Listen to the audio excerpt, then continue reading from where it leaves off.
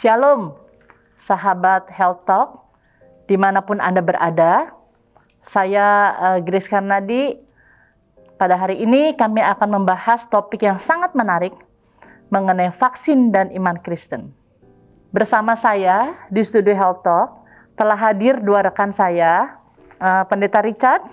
Selamat datang Pendeta Richard. Dan juga rekan saya Yanti. Selamat datang Yanti dan terima kasih untuk kehadirannya di studio Health Talk. Sama-sama.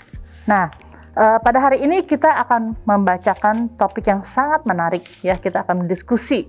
Sebelumnya saya akan memberikan sedikit data ya mengenai berapa jumlah orang yang terpapar COVID pada minggu hari ini.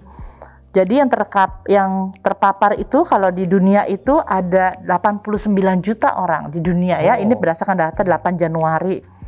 Dan yang meninggal itu sekitar 1,9 juta. Jadi sekitar 2%-nya yang sudah terpapar COVID. Nah kalau di Indonesia sendiri, berita terakhir kemarin setelah Natal dan Tahun Baru, satu hari itu mencapai angka 10.000 orang yang terpapar COVID. Jadi banyak sekali ya. Jadi kita harus benar-benar waspada nih ya, dan kita bersyukur untuk vaksin yang sudah datang. Dari awal pertama pandemi, orang yang terpapar itu ada sekitar 800.000 orang ya. Tapi kita bersyukur bahwa vaksin sudah hadir di Indonesia pada tanggal 6 Desember sejumlah 1,2 juta. Dan juga 31 Desember 1,8 juta. Jadi kita sudah punya 3 juta vaksin. Ya hebat sekali ya. Nah tapi yang pertama akan mendapat fasilitas vaksin ini akan diberikan kepada tenaga medis yang merupakan garda terdepan. Setelah itu baru akan diberikan kepada masyarakat. Yang menariknya vaksin ini gratis. Ya jadi nanti jangan mau tuh kalau kita disuruh bayar, ini semua gratis dari fasilitas dari pemerintah ya. Tapi mungkin yang jadi pertanyaannya adalah vaksin ini beneran nggak ya? Maksudnya bener-bener bisa menolong kita nggak untuk bisa nggak kena COVID? Atau mungkin menyembuhkan gitu ya. Terus yang kedua, dengan iman Kristen itu hubungannya gimana tuh Pendeta Richard ya? Ada dengar-dengar juga apakah ini merupakan salah satu strategi iblis mendekati akhir zaman ya, jadi mendingan jangan divaksin ya, atau mungkin ini sangat membingungkan ya pandangan Kristen, bagaimana baiknya coba Pendeta Richard mungkin bisa menjelaskannya. Baik. Ya. Terima kasih Ibu Grace. Jadi pemirsa dan rekan-rekan di studio ini, memang kalau kita mendengar kabar-kabar selentingan, ada orang-orang khususnya secara iman Kristen ya, ada yang keberatan karena berpikir ada masalah-masalah soal iman. Tapi mungkin ada baiknya saya akan presentasikan dulu. Apakah kita ada keberatan dari iman kita untuk vaksinasi? Pada umumnya kekristenan tidak memiliki keberatan. Ya, pada umumnya tidak memiliki keberatan. Kalau ada keberatan biasanya pada umumnya adalah hal-hal personal. Biasanya pertanyaan berkaitan efek sampingnya lah. Terus kemudian apakah pembuatan vaksin itu baik, integritas pembuatan vaksin dan lain-lain. Jadi pada umumnya hal-hal yang keberatan adalah seperti itu. Tapi memang beberapa orang atau beberapa pihak coba mengkaitkan misalnya dengan Wahyu 3 ayat 16 dengan tanda akhir zaman misalnya. Wahyu 3 ayat 16 berbunyi, dan ia menyebabkan sehingga kepada semua orang, kecil atau besar, kaya atau miskin, merdeka atau hamba, diberi tanda pada tangan kanannya. Nah itu ayat itu kemudian diambil, diberi tanda pada tangan kanannya atau pada dahinya. Jadi maksudnya apakah vaksin ini merupakan salah satu tanda yang ada di Wahyu itu mungkin ya? Betul ya? Ada kemungkinan mereka berpikir seperti demikian. Jawaban saya adalah tentu ini tidak berkaitan. Oh, tidak berkaitan. Tidak berkaitan. Karena dalam konteks, kalau kita lihat sedikit dari firman Tuhan, dalam konteks dekat di firman Tuhan, di ayat setelahnya, ayat 17, sebenarnya ayat ini membicarakan sebuah tanda dalam sebuah transaksi ya. Jadi maksudnya ada semacam jual beli kalau konteksnya. Tapi vaksin bukan alat transaksi. Ya, vaksin itu kan untuk yang menyembuhkan. Itu yang pertama. Kemudian kita harus ingat juga waktu kita menginterpretasi kitab Wahyu, kita perlu ingat bahwa kitab ini banyak menggunakan simbol. Makanya disebut kitab apokaliptik. Artinya arti ayat tersebut tuh lebih dimengerti, ayat 3 ayat 16 tadi, lebih dimengerti sebagai tindakan yang secara spiritual tuh menghamba kepada sosok yang antikristus. Jadi yang ayat tadi berbunyi, bagaimana kalau saya diberi tanda itu saya menghamba kepada sosok yang antikristus. Tapi vaksinasi bukan. Vaksinasi bukanlah satu tindakan memperhamba kepada sosok tertentu. Tapi vaksinasi adalah untuk kesehatan kita, ya, untuk menjaga. Jadi memang tidak kita secara teologis tidak ada keberatan. Nah, kemudian mungkin keberatan lain yang orang-orang tanyakan, apakah kalau melakukan vaksinasi menunjukkan kita tidak percaya kepada Tuhan? Apa kita tidak bersandar kepada Tuhan? Nah, dalam hal ini saya harus katakan Alkitab banyak menunjukkan ayat-ayat yang mengindikasikan adanya pengobatan. Jadi kalau kita mau berobat bukan berarti kita nggak bersandar, tapi banyak ayat-ayat tentang pengobatan. Jadi menjalankan pengobatan tidak menunjukkan apakah seorang menjadi kurang beriman. Ya, contohnya saya paparkan di slide. Ya, ada 4 ayat, Yeremia 8 ayat 22 misalnya, dia ngomong soal balsam di Gilead, tidak ada tabib di sana. Itu menandakan di zaman itu, di zaman Yeremia sudah ada tabib, sudah ada balsam untuk penyembuhan. Juga Yesaya 38 ayat 21 ketika Raja Hizkia sakit. Yesaya suruh melumatkan buah ara mengoleskan pada bisul Hizkia. Artinya ada tindakan pengobatan. 1 Timotius 5 ayat 23, Paulus ngomong sama Timotius, jangan minum air saja, tambahkan anggur sedikit karena pencernaanmu terganggu. Ini pengobatan. Matius 9 ayat 12, Tuhan Yesus dalam satu perkataannya bilang, bukan orang sehat memerlukan tabib, tapi orang sakit. Artinya dia pakai ilustrasi itu, waktu dia pakai ilustrasi itu menunjukkan bahwa tabib ataupun kesehatan itu diperlukan. Ya, bahkan Tuhan Yesus sendiri ngomong. Jadi tentu bukan satu tanda kita nggak bersandar kepada Tuhan. Tuhan pakai kok. Nah, hal lain untuk menjawab orang-orang yang merasa melakukan vaksinasi nggak bersandar adalah Allah itu ngedesain manusia bukan makhluk statis yang tanpa progres, ya. Tapi kita ini didesain punya kapasitas. Maksudnya apa? Waktu manusia diciptakan, tentu manusia diciptakan dengan kepandaian yang akan berprogres, menciptakan teknologi sampai menemukan pengobatan. Teknologi pengobatan. Jadi perkembangan teknologi termasuk vaksin adalah bagian dari desain Allah. Jadi Allah memang rancangkan. Jadi nggak bisa kita bilang waktu sakit, Tuhan tolong sembuhkan saya, karena saya percaya sama Tuhan, nggak usah obat. Enggak juga, karena Tuhan memang pakai, itu bagian dari kita. Kayak ilustrasinya, analoginya, kalau dulu mungkin kalau kita kirim surat pakai merpati ya. Tapi sekarang apakah pakai merpati juga? Enggak kan, karena udah banyak teknologi. Kalau kita mau balik lagi ya itu konyol juga. Nah sama, ketika manusia berkembang, dia punya teknologi, dia ciptakan vaksin, dia gunakan. Karena itu bagian dari desain Tuhan, cara Tuhan menyelamatkan kita. Nah, ada lagi ayat-ayat, walaupun Tuhan menyembuhkan orang, tapi kepastian kesembuhan bukan satu-satunya kehendak Tuhan. Ini kan orang-orang merasa, kalau Tuhan beserta saya, kalau saya bersandar, pasti saya sembuh. Tapi nggak juga. Di ayat-ayat Alkitab menunjukkan, nggak semuanya Tuhan izinkan sembuh. 2 Timotius 4 ayat 20. Dia bilang, Paulus bilang, Erastus tinggal Korintus, Trophimus kutinggalkan dalam keadaan sakit. Ini teman-temannya Paulus. Apa mereka kurang percaya? 2 Korintus 12 ayat 7-10. Paulus sendiri memohon Tuhan mengangkat duri dalam dagingnya. Memang interpretasi banyak, tapi ada kesakitan. Tapi Tuhan gak izinkan. Tuhan bilang, biar kuasa Tuhan menjadi sempurna. Cukuplah kasih karuniaku padamu. Itu jawaban Tuhan. Jadi, seperti itu. Jadi orang gak bisa bilang, oh saya mau bersandar sama Tuhan, jadi nggak perlu pengobatan. Walaupun begitu, tapi kita nggak mendewakan. Bukan berarti kita mendewakan segala kemajuan teknologi. Bukan mendewakan obat-obatan, teknologi. Tetap kita bergantung kepada Tuhan yang memberi kemurahan. Ya. Jadi sejauh mana kita jaga kesehatan kita kalau gitu? Karena bagaimana kita menunjukkan bersandar? Kesembuhan atau kesehatan memang bukan tujuan, tapi itu satu alat, ya, alat bagi kita. Kita mengejar kesembuhan itu karena alat supaya kita bisa menjalani hidup untuk memuliakan Tuhan. Betul. Jadi kita bukan tergila-gila karena mau sehatnya, mau sembuhnya, seakan-akan itu dewa, tetapi ini alat saya untuk memuliakan Tuhan. Jadi kita usahakan yang terbaik untuk pemulihan, kita usahakan yang masuk akal dan terbaik, yang memungkinkan, tapi bukan untuk membuat hidup kita penuh khawatir. Wah, sangat mau divaksin atau sangat cari teknologi, jadi khawatir sendiri. Gimana ya kalau nggak dapet ya, dan sebagainya. Jadi jangan khawatir. Kalau kita sudah diperhamba khawatir dan takut yang luar batas, nah kita sedang melupakan Tuhan.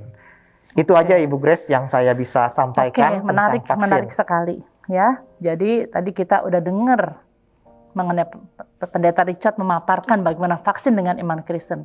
Nah sekarang kita mau kepada narasumber kita, ya Ibu Yanti. Apa sih sebenarnya yang Bu Yanti dengar mengenai isu-isu yang beredar deh kurang lebih yang kamu tahu, sehingga membuat orang siap nggak ya untuk terima vaksin gitu kan? Apa sih yang Bu Yanti dengar ya isu-isu yang beredar di masyarakat tentang vaksin ini? Iya, jadi tadi sih Pak Richard udah membahas ya. Cuma saya ingin mengkonfirmasi lagi karena terlalu banyak berita-berita beredar nih lewat WA grup gitu. Ada dua hal sih. Yang pertama, jadi benar ya, ini bukan tanda apa antikris gitu, bahwa karena kan kalau dipikir-pikir ya benar banget, semua orang loh harus divaksin. Jadi seakan-akan semua orang itu harus diberi tanda percis seperti yang Alkitab katakan atau yang film-film akhir zaman yang dulu gitu. Apakah ini berarti benar ya? Bukan ya. Bukan. Jadi kita tidak perlu khawatir. Kita juga berpikir menggunakan nalar yang digunakan oleh Tuhan gitu ya. Dan Tuhan memakai teknologi medical kan? Jadi Tuhan bisa pakai para dokter-dokter atau researcher untuk menjadi berkat kan buat kita yang masyarakat biasa. Apalagi tuh Bu Yanti kurang lebih yang beredar di masyarakat? Pertanyaan kedua mungkin begini, tadi saya tertarik dengan memberi diri divaksin, itu bukan berarti kita tuh nggak bergantung sama Tuhan, gitu. Kan tadi kan ada statement seperti itu ya dari Pak Richard. Nah, kalau saya berpikir kalau kita over gitu, dalam arti kan ini sebenarnya vaksin ini nih seluruh dunia nih sedang menanti-nantikan ya, supaya bisa segera beraktivitas, bisa segera bebas gitu, jalan-jalan tanpa masker gitu. Cuma boleh nggak sih kita sebagai anak Tuhan itu jadi seakan-akan berharapnya ke vaksin ini gitu? Apakah itu artinya ya benar-benar kita menggantungkan iman kita sama si vaksin gitu, bukan sama Tuhan gitu? Gimana tuh? Ya tadi seperti yang saya sampaikan, memang jangan sampai gitu. Jadi ini kan ada kayak bandul ya, yang satu sampai anti, percaya saja sama Tuhan tanpa teknologi. Satu sisi percaya sangat teknologi sampai melupakan Tuhan. Nah bagi saya kita harus seimbang. Jadi jangan sampai teknologi atau obat menjadi sebuah berhala. Ya, berhala yang artinya pokoknya kayak kalau nggak ini saya nggak bisa hidup tanpa vaksin misalnya tanpa obat. Saya pikir kita harus balance. Artinya yang tadi Bu Yanti sudah singgung, kita pakai nalar kita, ya secara teknologi sudah tersedia, kita usahakan yang terbaik, tapi tentu ada limitasi, keterbatasan kita. Ya kita tetap secara bertanggung jawab kita usahakan, tapi ya sudah, selebihnya efektivitasnya, bagaimana efek samping dan sebagainya kita serahkan kepada Tuhan yang menjaga kita. Jadi nanti waktu pembagian vaksin ini kan pasti bakalan ngantri, bener nggak ya? Iya kan? Jadi kita jangan berebutan juga ya nanti. Tunggu waktu Tuhan pasti yang paling baik nih, jangan berebutan ya. Nanti kok tetangga saya udah dapat, si itu udah dapat, kamu udah dapat belum? Ini kan jadi isu yang baru lagi nih. Gimana caranya? Terus langsung worry tadi ya, kata Pak Richard, jangan worry, nanti ada waktunya gitu ya Pak Richard ya. Terus kalau kita pun udah divaksin, kita juga bukan semena-mena, wah saya udah pakai vaksin, saya bisa. Nggak begitu juga ya tadi ya, kita tetap harus bertanggung jawab gitu ya maksudnya ya. Apalagi Bu Yanti yang kurang lebih ya, yang kadang-kadang membingungkan gitu ya tentang vaksin ini, apa yang Bu Yanti dengar juga di masyarakat? Mungkin begini ya, jadi di kantor suami saya itu sudah diedarkan surat pernyataan setuju atau enggak untuk mengikuti vaksin. Bahkan tidak hanya suami saya sebagai pegawai, tetapi seluruh anggota keluarga. Tapi Oh, memang oke. dibatasi anak-anak belum masuk dalam usia itu gitu yang bisa Oke, divaksin. oke. Heeh. Nah, secara pribadi sih ya saya termasuk yang ya udah saya nurut-nurut aja gitu Heeh, sebagai heeh. warga negara, apalagi Iya. dihimbau bahkan presiden sudah memberi diri Iya, untuk iya, betul. sebagai orang pertama gitu yang divaksin. Ya sudah nurut-nurut saja gitu. Cuma saya berpikir kalau ada komplikasi bagaimana ya gitu. Apa saya takutnya nanti sebagai anak Tuhan, apakah nanti saya menyalahkan Tuhan? Tuhan Betul. gimana sih? Tuhan sudah vaksin pasti Tuhan juga yang pimpin gitu ya, pemberiannya juga. Tapi kok kalau ada komplikasi, aduh gimana juga ya, gitu ya? serem juga Gimana tuh ya. gitu kita menyikapinya? Terus Pak Richard, kita juga ingat ya, kalau kita lihat sejarah, vaksin itu membutuhkan riset yang cukup lama dan cukup panjang. Iya. Ini baru sekitar 1 tahunan ya kurang lebih ya. Betul. Terus tiba-tiba vaksin udah bermunculan gitu. Jadi timbul juga apa ini permainan bisnis atau permainan negara saling menjatuhkan sehingga Iya. negara yang memproduksi vaksin bisa dapat uang sebanyak mungkin karena kan lagi resesi ekonomi. Betul. Sehingga seluruh orang dunia bergantung kepada satu negara gitu. Jadi gimana ya? Apakah ini jadi timbul pertanyaan nih? Kadang-kadang memang pertanyaan itu muncul karena kita kan mengkritisi ya pembuatan vaksin, komplikasi dan sebagainya macam. Saya coba mau menjawab 2 hal sebetulnya ya. Yang pertama ya tadi ya pakai kita Tuhan berikan kita nalar, itu kan satu yang harus kita juga gunakan. Artinya kita tahu proses itu sekalipun memang ada teori konspirasi dan sebagainya, tapi kan kita juga lihat berita bahwa untuk menghasilkan vaksin bukan mudah ya, perlu ada screening yang dilakukan. Itu pertama. Intinya belajar memfilter berita lah ya yang kita bisa terima juga, ya. ada filter berita ya. Tapi proses untuk menghasilkan vaksinnya juga udah diawasi oleh banyak pihak. Artinya itu tentu kita punya terbatas untuk mengawasi secara utuh. Betul. Yang kedua, ini kadang-kadang kita takut sama komplikasi atau efek pada diri kita. Iya. Tapi begini, memang kita tetap waspada, hati-hati. Tapi hidup ini bukan cuma kehidupan di dunia. Iya. Seakan-akan keselamatan nyawa saya ini segala-galanya. Ya memang kita akan mempertahankan, mengusahakan. Tetapi kita ada batasan dan kita ini bukan segala-galanya. Dan rencana Tuhan bukan sekedar saya bisa hidup sampai panjang selama-lamanya. Iya, Tuhan senang kalau kita bisa dengan hidup kita memuliakan. Tapi rencana Tuhan lebih besar. Dia ingin kita memuliakan Tuhan. Dia ingin kita menjadi serupa dengan Tuhan. Ya, jadi hidup ini jangan disempitkan cuma masalah mati dan hidup. Dan kita harus lihat efek-efeknya. Waktu dengan vaksin misalnya. Waktu dengan vaksin kita juga ikut berjuang karena dunia sedang sakit. Iya. Dunia sedang sakit. Waktu saya divaksin untuk supaya orang-orang lain juga nggak tertular, sembuh. Jadi kan kita berjuang. Namanya perjuangan ada harga yang harus dibayar. Termasuk tadi komplikasi tadi. Misalnya analogi kalau kita pejuang kemerdekaan ya. Kita berjuang. Kalau kita udah hitung-hitungan, ini kalau saya berperang, apakah dijamin saya nggak mati? Kalau nggak mati, apakah jamin merdeka? Wah, kalau udah hitung-hitungan udah nggak merdeka.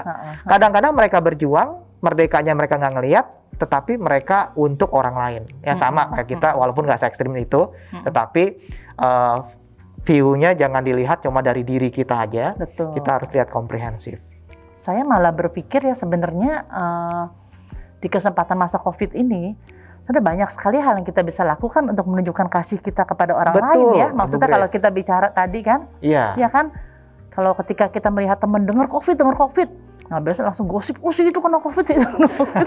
Jadi heboh, heboh kenapa? Gara-garanya, kamu kemarin, waduh itu jadi kayak pembicaraan hot topic gitu ya. Nah harusnya kita jangan begitu kali ya. Waktunya kita kalau mengaplikasi firman Tuhan, mungkin kita bisa caring, kita bisa doakan, saya dengar kamu kena COVID, mungkin gitu ya. Jadi kita jangan fokus kepada si COVID sendiri ataupun vaksinnya secara berlebihan gitu mungkin ya.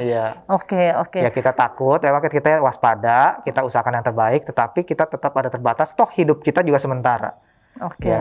Keluar dari komplikasi ini, tetapi hidup kita nggak sama. Ada hidup kekal yang harus kita tunjukin, nilai-nilai, kasih tadi ya, perhatian. Jadi Bu Yanti, penisipmu udah ready ya untuk bersama suami untuk divaksin. Iya, tapi saya bersyukur pembicaraan ini jadi cukup menenangkan ya, bahwa sekali lagi diingatkan bahwa ya kesehatan itu bukan bukan tujuan, bukan, Betul, betul. tapi ada hal lain yang lebih yang harus Iya, kita sebuah pikirkan alat gitu. kita, ya. Betul. Ya. Iya. Oke, jadi tadi kita sudah berbicara mengenai vaksin dan iman Kristen ya, secara nggak bisa panjang-panjang karena waktunya sangat singkat Iya. ya. Tapi intinya, jadi teman-teman, sahabat Health Talk, sekali lagi bahwa tidak ada hubungannya ya, vaksin ini bukan merupakan tanda-tanda akhir zaman. Jadi jangan dikait-kaitkan, ini dua hal yang sangat-sangat berbeda.